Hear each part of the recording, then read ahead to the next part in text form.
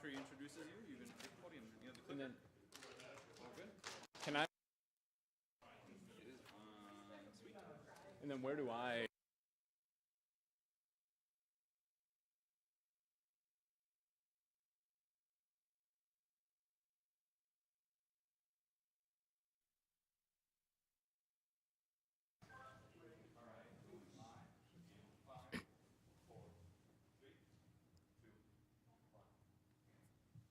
Good evening, everyone, and welcome to No Reservations. I'm Ryan Martin, and I'm filling in for Dean Chuck Ryback tonight, who is homesick. So, Chuck, if you are watching, I hope you feel better soon.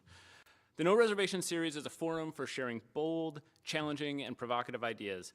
And we have a great speaker for you tonight. We're going to get to that in a second, but first, I've got some people I want to thank.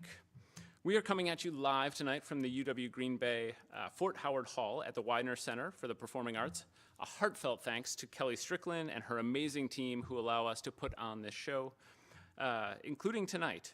We have done this 9 times with topics ranging from augmented reality to refugees to humor to social and moral development. I'm thankful for the speakers and for all of those great conversations. But let's get to tonight. Dr. Illene Cupit is the Ben J. and Joyce Rosenberg Professor of Psychology here at the University of Wisconsin-Green Bay. Her research is in death, dying, and bereavement. She has studied college student grief, the uses of social media in grief, and the effects of bereavement camps as a form of grief intervention. She is the founder of Camp Lloyd, a summer day camp for grieving children, and she has a TEDx talk titled Death Lives Online. Tonight, she'll give a brief talk titled Grief Goes to Camp, and then we'll move into the question and answer portion. So please post any questions that you have. Please welcome Dr. Illene Cupit.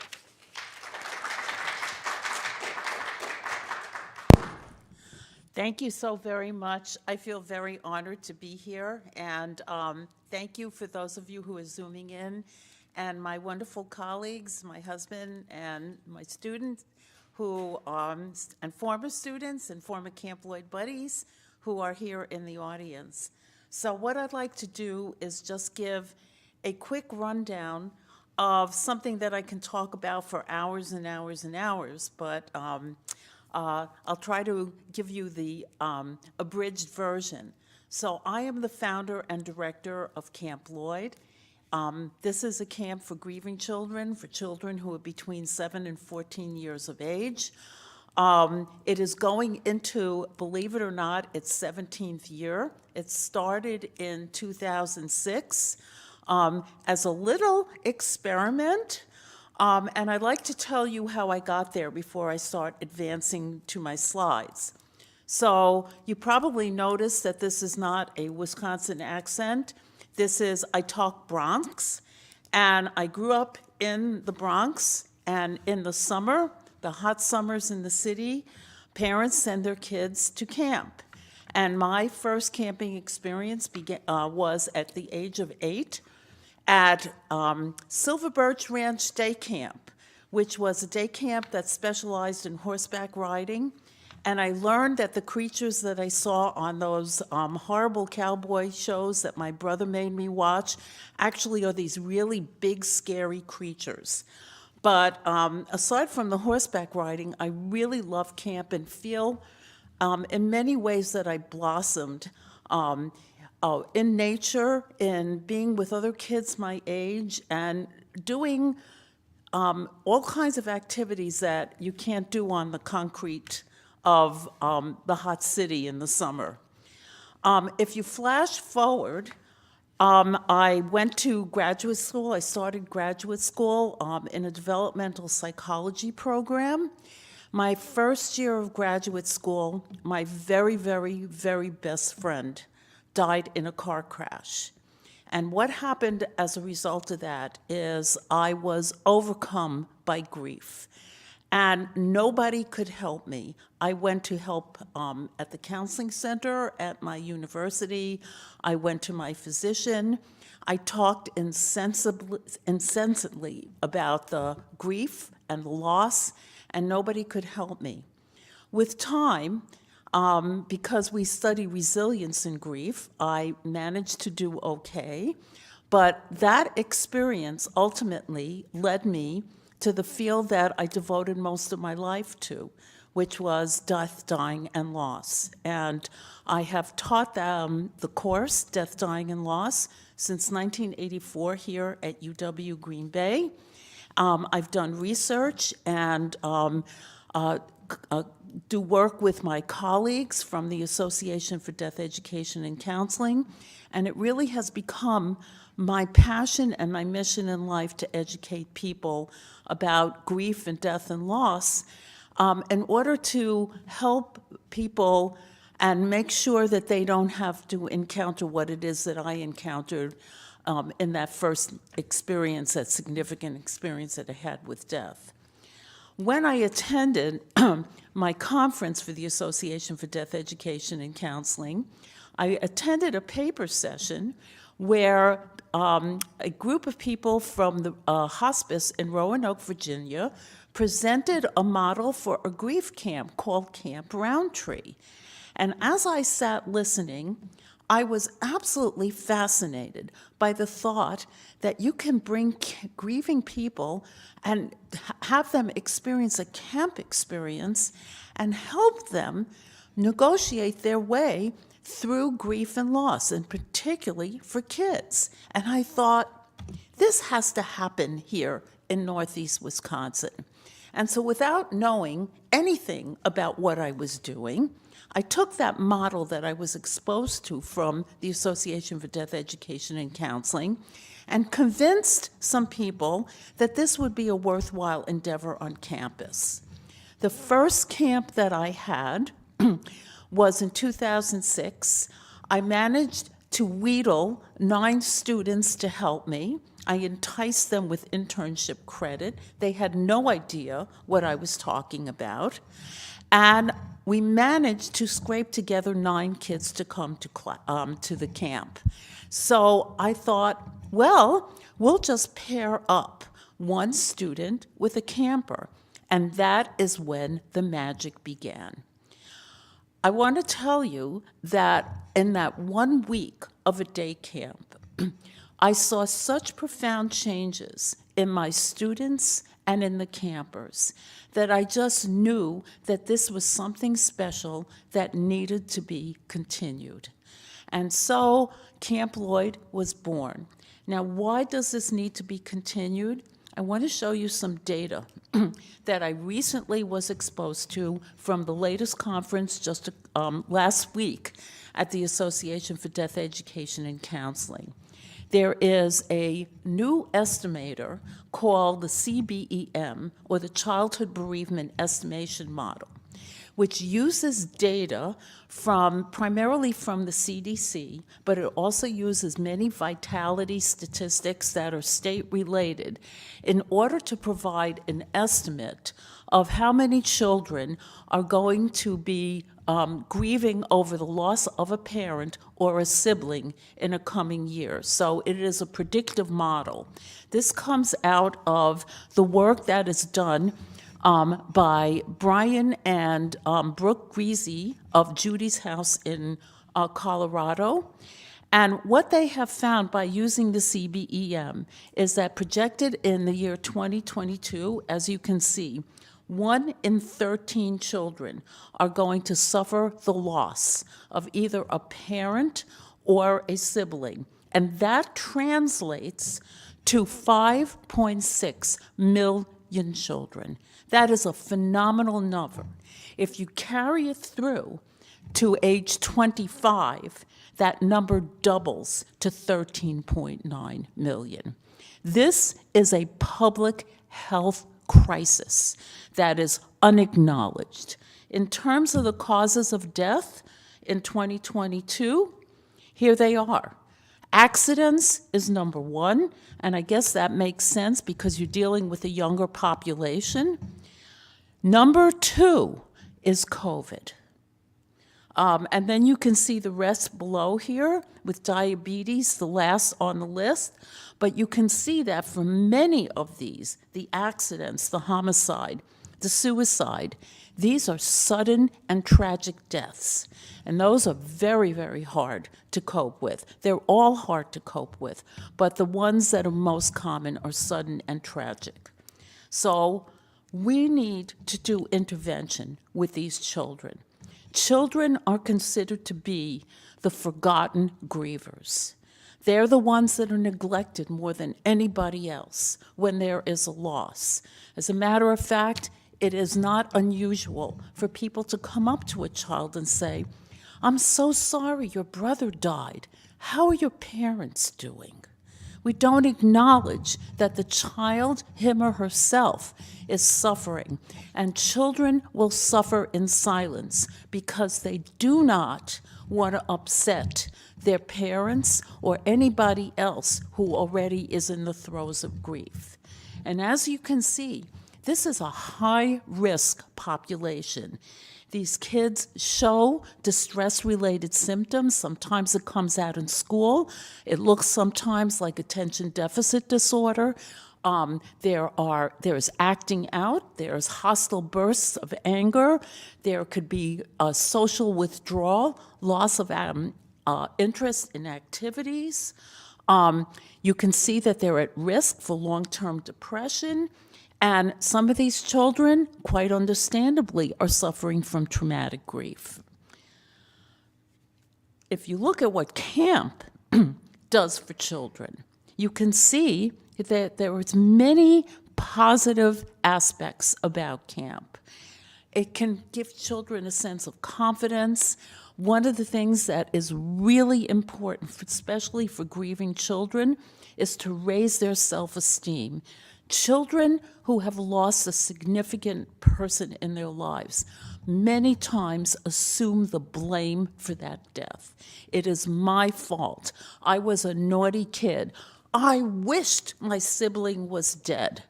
All of those kinds of thoughts are something that children sometimes will hold to themselves, but they will carry that guilt and that self-blame for the rest of their lives if it is not addressed. We teach the kids teamwork and how to engage productively and competently with their peers. And quite honestly, the parents love to send their kids to camp because they need a break as well. They are grieving too. There is one other thing that I failed to put on this slide that I do want to mention, and that is it's an opportunity to be in nature.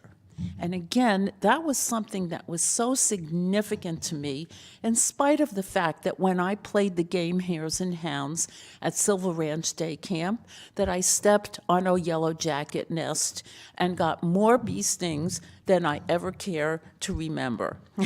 I still love that game.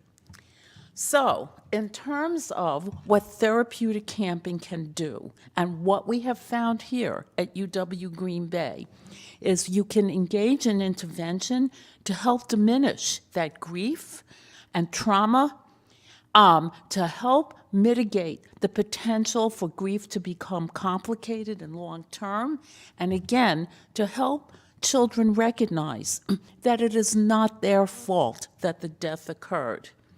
And there's a variety of modalities that we can engage in with regard to therapeutic intervention.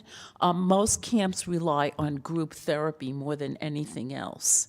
So our goals are not to pretend that the loss did not occur, but to acknowledge it, because that's what kids need. They need to know that people recognize that this is a significant loss for them, to help promote their development, to provide interaction with other kids who are just like them. That is the magic that happens at Camp Lloyd.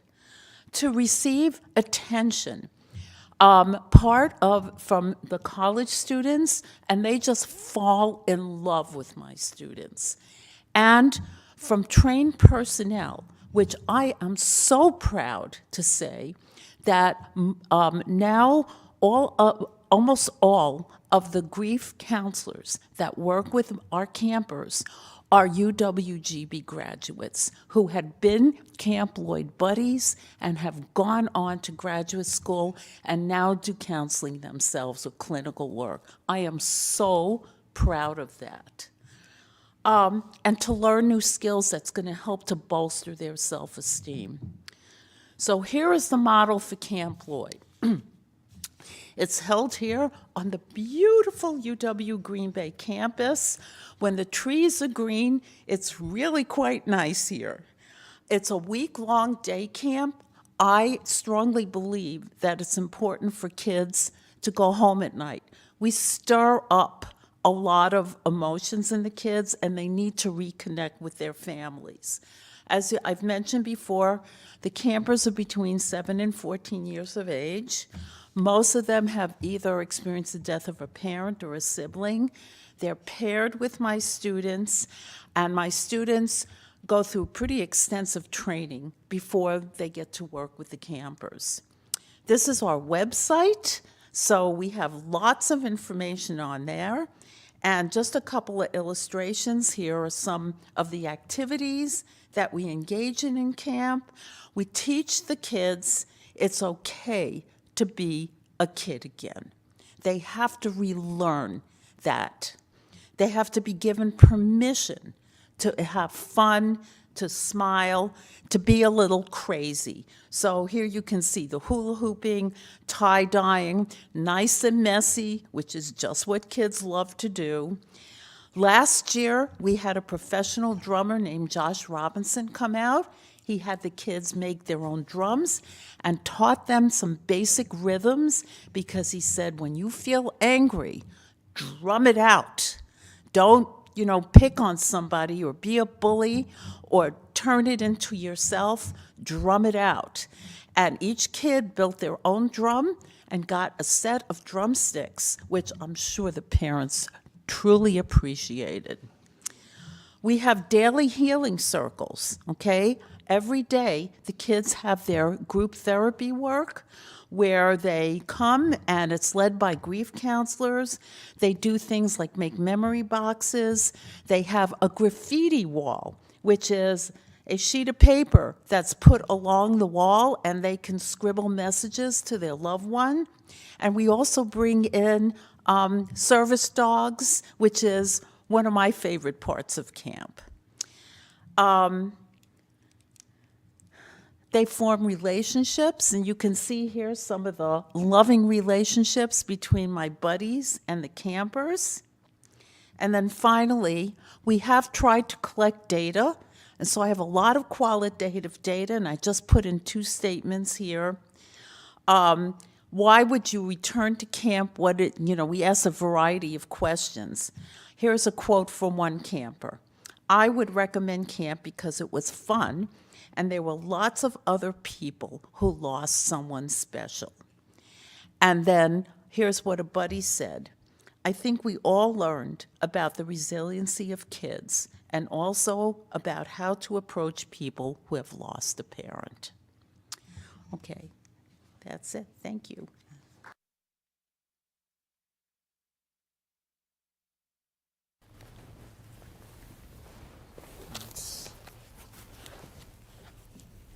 Eileen, that was wonderful, and I appreciated learning more about it.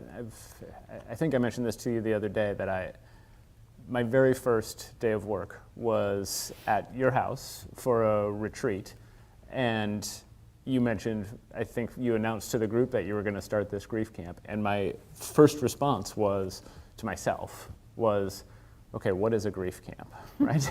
And so now I feel like, oh good, 17 years later, 16 years later, I'm getting a really good feel for what goes on there.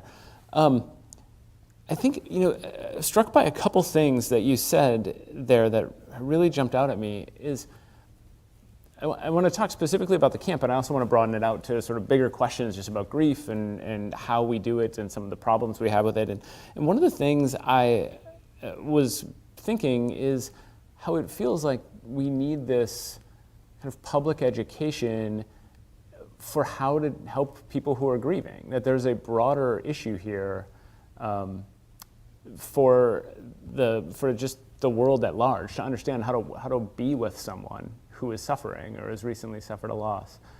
I guess, I imagine you agree, but what does that look like, do you think? What are some of the things that the general public needs to know? You know, in my class, when I teach dying, death, and loss, after my whole section on grief, I have a section where I say, don't do this, do this. And so let me start out with the don'ts, and then I'll go to the do's. The first thing is, don't tell people, I know how you feel. Because even if you haven't experienced a death that's similar, you do not know how that person feels. Don't avoid the mourner. We have a tendency, because we're such a death-phobic society, to avoid the mourner. And so just when they need social support, they lose that social support. Mention the person by name. Don't pretend that they didn't exist. And most importantly, don't try to fix it. There's only one way you can fix it, and that's to bring the dead person back again. And if you can figure that out, you will be doing better than Elon Musk, okay, and Bill Gates combined, okay. In terms of what you should do is just you don't have to say much. You just have to walk alongside them. Just be there for them. Do something specific to help them. Don't tell people, call me if you need me. I don't know how many of you would call somebody. You just don't do that. Go and bring the casserole over, the hot dish. Mow the lawn for them. Say, you know, you look like you're tired. How about if I watch the kids for you while you go out and get your hair cut? Mention the person by name. Acknowledge that loss. Those are the kinds of things that we need to know. That list of don'ts, as you were saying it, I could flash back to hearing people do that at various times over and over and over again, right? This tendency to minimize it, this tendency to, so yeah, I can see that, and I can understand how that would be hard for people. We've gotten a whole bunch of questions on the chat. Yeah, so first question is there a time frame from the point of loss that is optimal to assist a child in the grieving process? Or is there a point after which this is no longer effective? Wow. We have had kids who have come to camp as recently as 3 weeks out after the death. We were concerned about this particular child because we felt it might have been too soon. Right. Usually we want them to wait a little bit. It's just too raw, but he blossomed in camp. We have had kids come who have lost a sibling 4 years earlier. And in the life of a 10-year-old, that's a long period of time. But they still benefited a lot from camp. So we are a very time-conscious society. I am a very time-conscious person, but there's no time parameters on grief.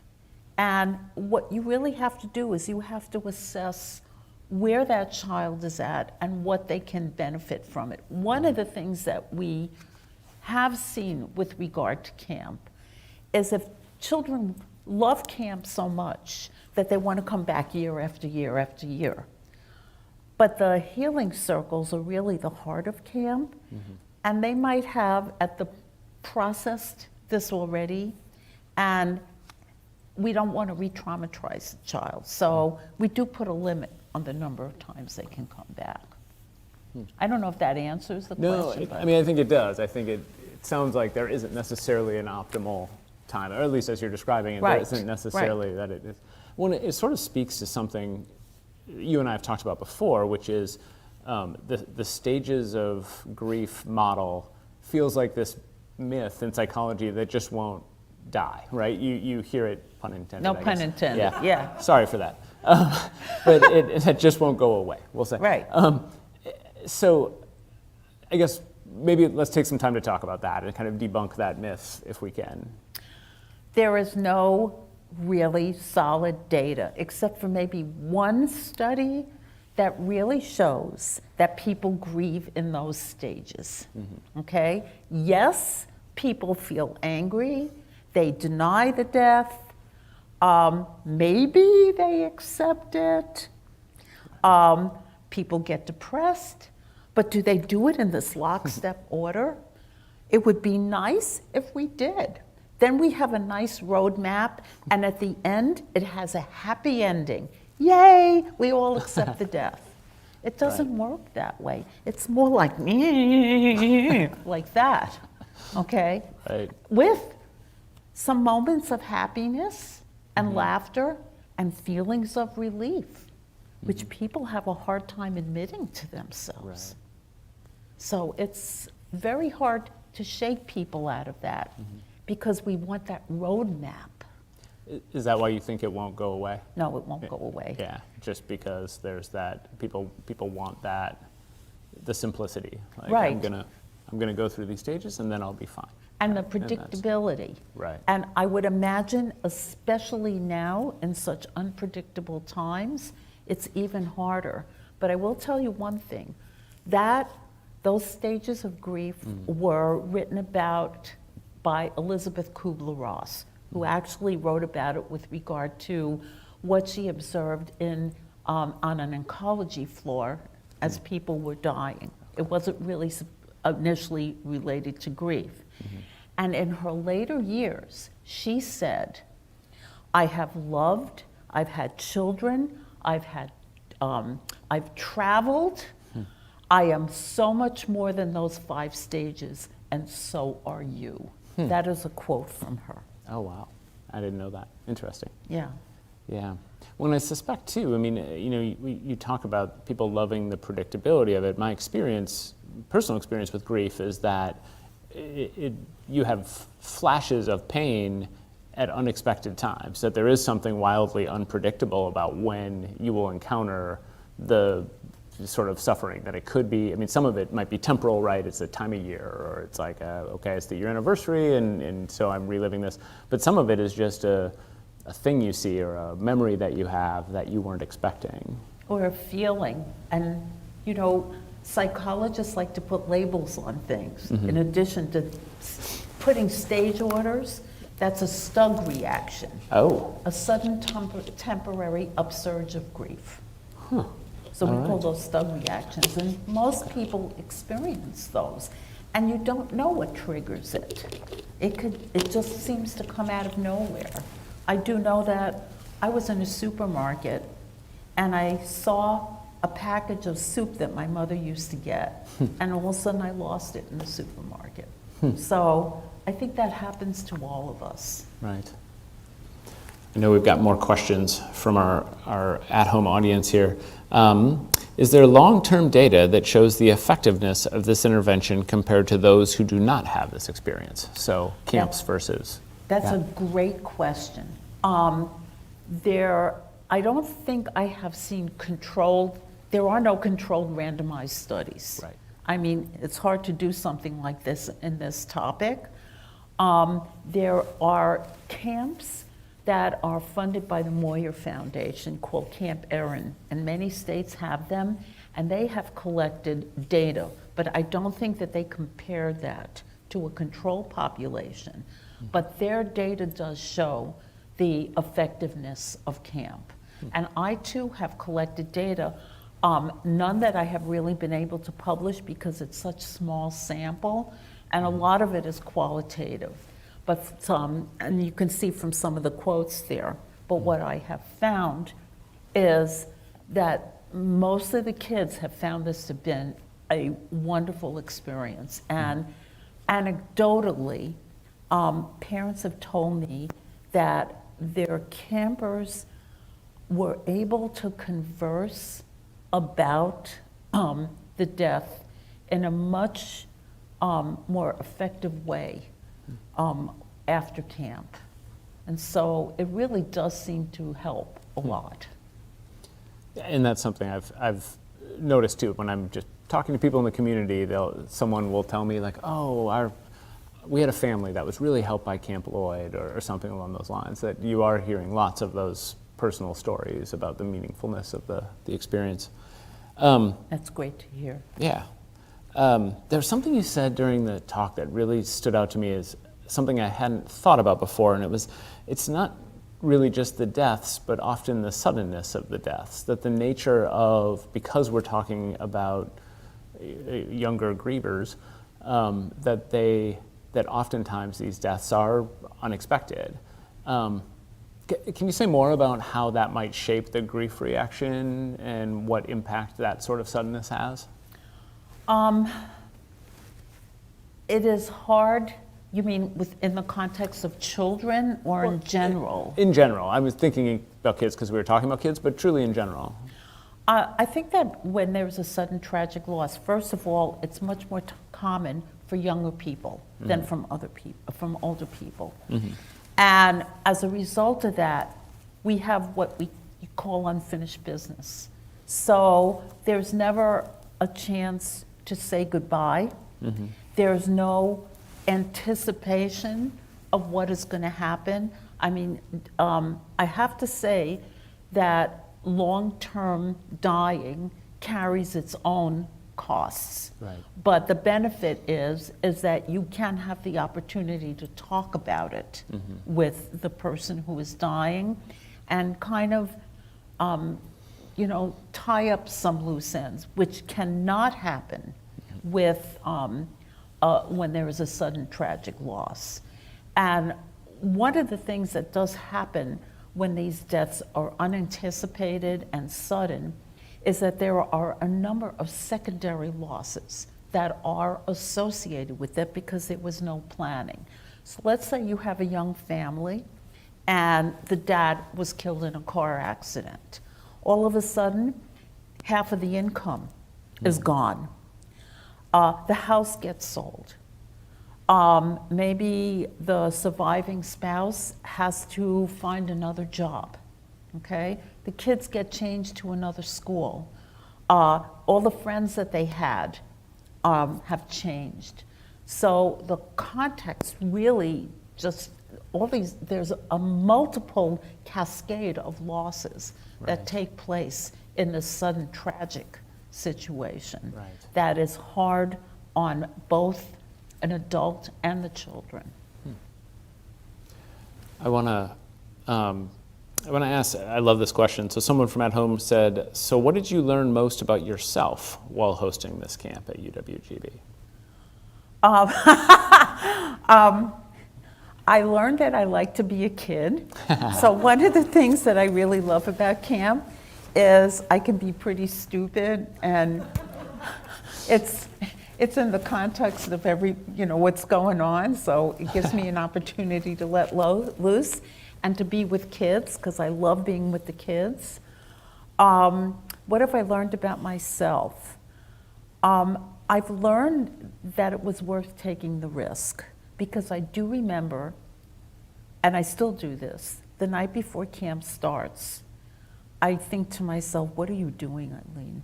You must be out of your mind, because you're responsible for students and these kids. Why are you doing this to yourself? And once camp starts, I realize that I'm doing it because I have to.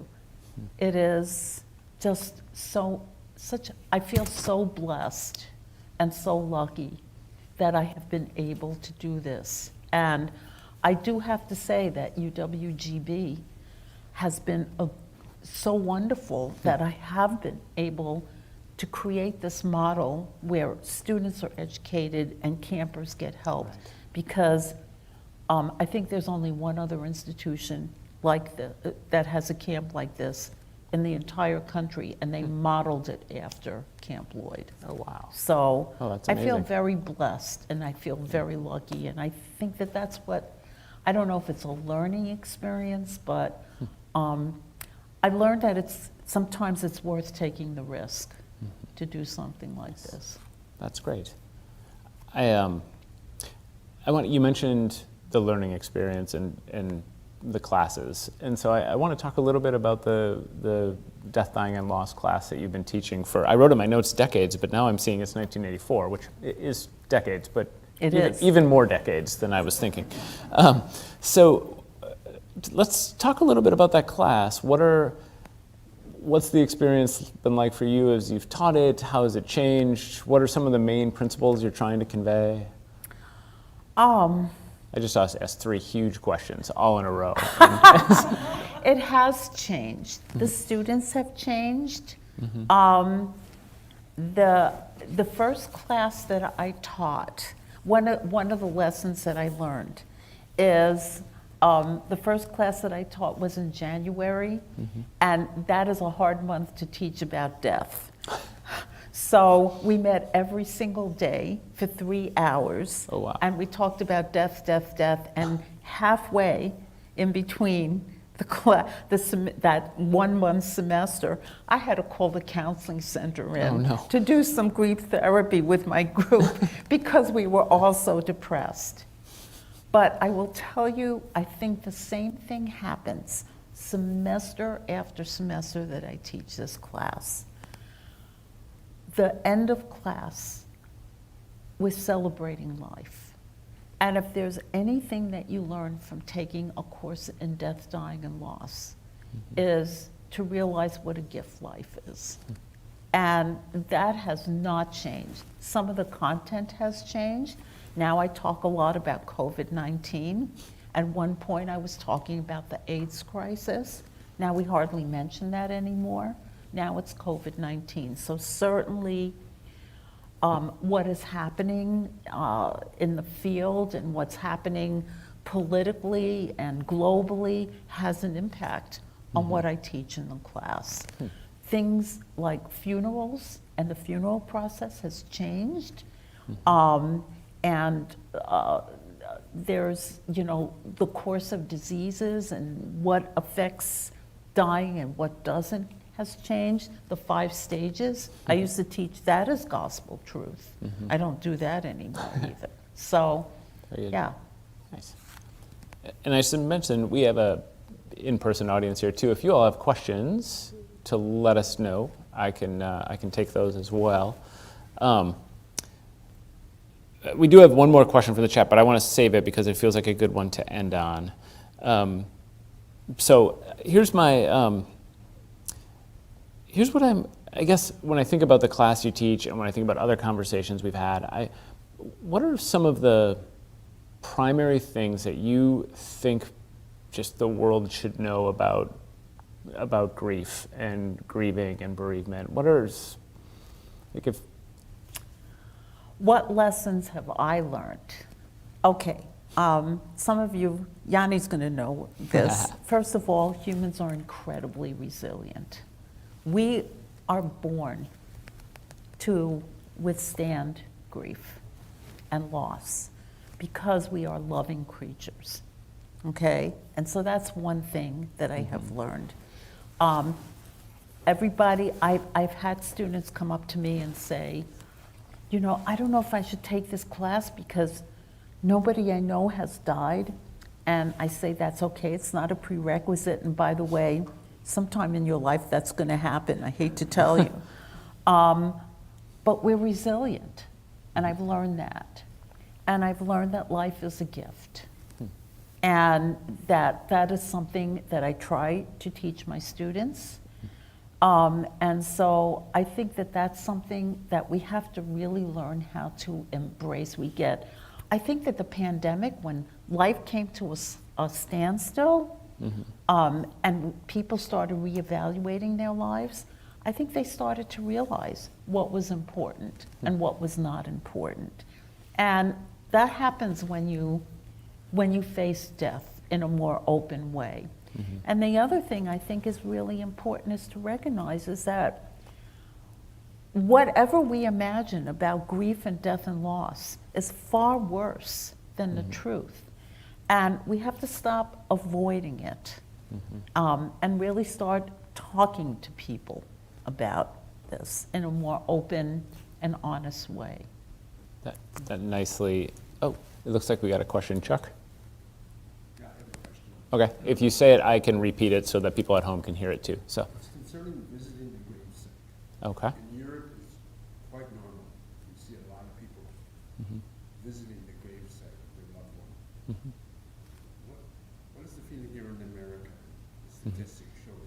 Is that helpful for people Right. visiting the gravesite? Yeah, so the question was visiting the gravesite, really common in Europe, maybe less common here. Is that healthy for people? What do you think? It's to continue the relationship. We have a theory called continuing bond theory. And talking to the gravestone can be very therapeutic. Some people have actually said they have a better relationship with the person now that they're dead than when they were alive. But I'll tell you where it has been supplanted. Nowadays, people talk to their loved ones online. This is one of the things I want to talk And so you will about. see many postings on social media where they're talking to their loved ones. Whatever brings comfort to the griever is okay. There's no rule book. There isn't a rule book. What you have, people do what they must, and we have so many ways of continuing our connections with deceased people. And that is one of them. I'm wearing my mother's ring. That's another way that we keep those connections. There's nothing wrong with that. I remember once my mom went to visit her mom's gravesite, and afterward she said to me, it was fine, but it's not the place I go when I want to feel close to her. I have other places for that. And I thought, and that was sort of a moment where I realized, like, oh yeah, there's, like, it doesn't have to be that spot. There are other places that people feel close to one another. I similarly had a client who, at his wife's request, spread her ashes in his backyard, and immediately regretted it. And he said that he felt like he was living in a cemetery forever, and that it was so hard to be there, and it led to him having all sorts of difficulty that he didn't anticipate. And so he was sort of, and so it just speaks to, I think, one of the themes tonight is people handle this differently, and their reactions are very different, and what works for one person might not work for someone else. And, Exactly, exactly. a question also from the audience that was texted to me. Can I ask about the importance of humor in her death, dying, and loss class? I have a feeling there's a backstory here. I always begin my class with a comic, and there are so many of them. And for Easter, for example, I projected one on the PowerPoint that said egg dyeing contest, and it had a bunch of eggs going like that. Very good. So I always begin class with that, and I always end class with a joke, because we talk about some heavy duty stuff, and I want them to leave the classroom not feeling like they're carrying all the burdens of the world on their shoulders. And so I always end with a joke. That is one of my main coping mechanisms, and sometimes it gets me into trouble. I remember when my father died, it was 4 o'clock in the morning, and my brother and I were just sitting in the family room, and he was just staring at the walls, and I was staring at the floor. And I mean, we were just so grief-stricken because both of us were so close to our father. And then I couldn't stand it anymore, and I just looked at my brother and I said, you know what's going to happen to us now? We have to go to an orphanage. And he got so mad at me. This is not funny. This is not a time to crack a joke, but that was my way of coping. So I like it. I like it. I want, you mentioned death anxiety, or kind of hinted at death anxiety, and how that might, I think, drive a lot of our unwillingness to talk about some of the issues we need to talk about. What's the remedy for that? Asking for a friend, not for. The remedy for being anxious about death. Take my death, dying, and loss class. Knowledge is power. Actually, I don't promise my students that they'll be less death anxious.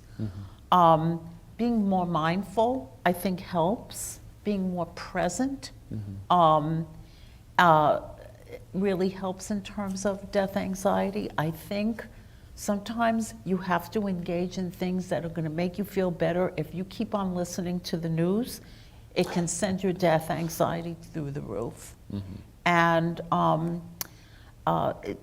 it's something that is, you know, part and parcel of today, is that there are so many things that provoke our anxiety about death. I think Erickson had it right when he said that if you live a life of integrity and you feel that what you have done in life is meaningful, it helps you to face death. And that's what I think is the best way to deal with death anxiety. And knowledge is power. Knowing you have resources ahead of you, I think also is really helpful. We need a phrase for, you mentioned, I can't remember already, the acronym, SNUG or something? SNUG reaction. SNUG, okay. We need one for sudden onset of death anxiety. Yeah, right. SODA. Because every now and then I have this moment where that comes out of nowhere where I think, oh no, I'm going to die someday, aren't I? It's not a very pleasant. I just admitted that because I know a couple people in the audience, I've told them I don't plan on dying ever. Well, if you become somebody involved in death, dying, and loss, you know, that confers immortality upon you. Oh, excellent. Sweet. I'm going to become your mentee. Excellent. I got a couple more questions that I want to take here. Talk about. Do you think it is okay to cry in front of your children while going through grief? Of course. Absolutely. I think that helps them to see, you know, that it's okay to cry. I don't see any problem with that at all. No. I agree. That's okay. I think that can be good modeling sometimes too. Yeah, I mean, yes, you know, absolutely. I imagine you want them to know you're doing, like that you're able to function. You want them to feel safe and know that you're, you know, but while also letting them know that it's okay to be sad. That's so right. Finding And that balance. And even adults feel that way. You know, sometimes it can be a little scary to kids, so it doesn't hurt to talk to them about it afterwards. That, you know, I'm really sad. This is the way I deal with it. Yes. So I want to talk about the social media stuff for a little bit, because I know this was the topic of your TEDx talk, which is fabulous. People should absolutely watch it when this is over. Thank you. But also just more generally, you and I have talked about this a lot, the sort of role of grief and social media.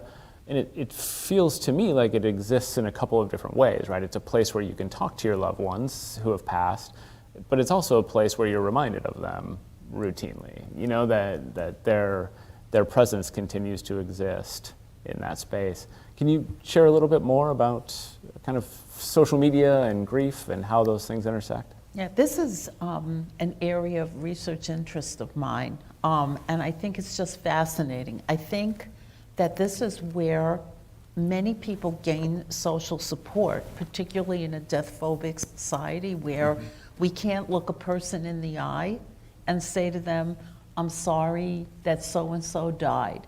But on social media, you can write about that. And there can be this dialogue that goes back and forth, and people say, I remember when she did thus and so, and here's a picture of me with her. And there's all kinds of imagery and verbal sharing in many different of these platforms that people are uncomfortable with one-on-one, in person. And it just fascinates me that is where it has migrated now, and that's where people turn to for social support.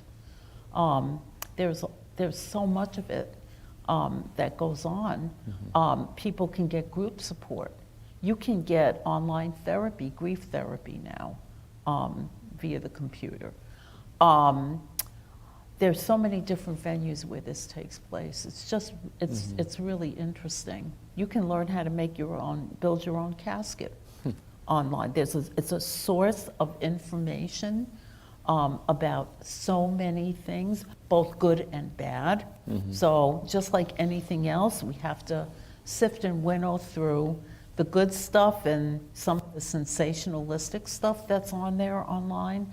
But it's a really great source of information. There's YouTubes on there about that interview people who are going to mortuary science school and what that process is all about. There's just so much. It's a source of data for many decades. Right. Yes. Yeah. I've been thinking about social media in particular in a couple different ways. That one, so I have a friend who lost her fiance a decade ago, and after the loss, she just often would sort of write to him on Facebook. She'd post a picture of them together or some day from their past, and she would just share a comment about, like, thinking about the time we did whatever, you know? And I whenever I see them, I simultaneously feel sad for her, but also it's a lot. I've only met this person, the person who passed, once or twice, but I feel like I know them at this point. Like, it's a way of that his memory continues to live, or his existence, he continues to live, as you said in your TED Talk, right? Death lives online. Right. That I think is really powerful and offers another mechanism for grieving. Absolutely. Yeah. Absolutely. Yes. But then I also think of it as a place where I'm sometimes unexpectedly reminded of people who have passed because their profiles still exist, you know? And so I might be going to look for something, and I'll see, like, oh, so-and-so, you know, I'll come across like a profile of someone who's passed away who's still exists online. Or you get the reminders that, It's their birthday. It's so-and-so's birthday. Wish so-and-so a happy birthday. I have a colleague from the Association for Death Education and Counseling who died 5 years ago, and I get pop-ups, those pop-up messages.